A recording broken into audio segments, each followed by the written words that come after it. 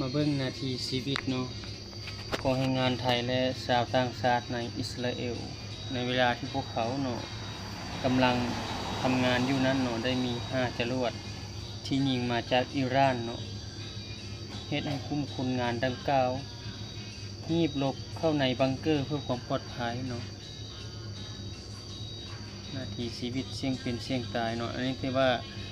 เป็นภาพเหตุการณ์เนาะที่ว่าแรงงานไทยเนาะในอิสราเอลได้ถ่าย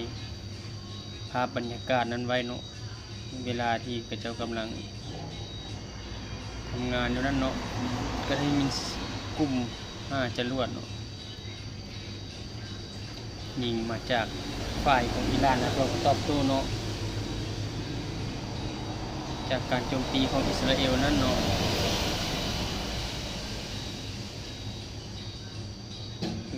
เพื่อความปลอดภัยเนาะคือว่ากลุ่มแรงงานได้ก้าวเนาะก็ได้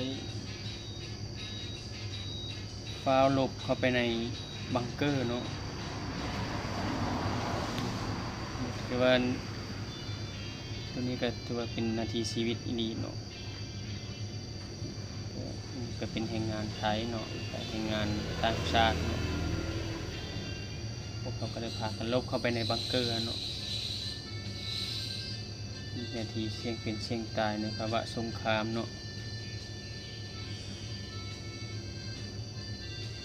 ถือว่ามีหลายชีวิตเนาะในบังเกอร์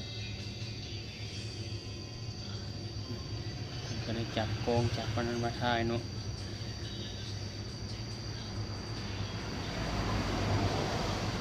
สงครามแล้วเนาะที่พัฒนาเศรษฐกิจบ้านเมืองอันใดประเทศชาติบ้านเมืองอย่างกับบ่สามารถสิเฮ็ดได้เนาะเพราะว่า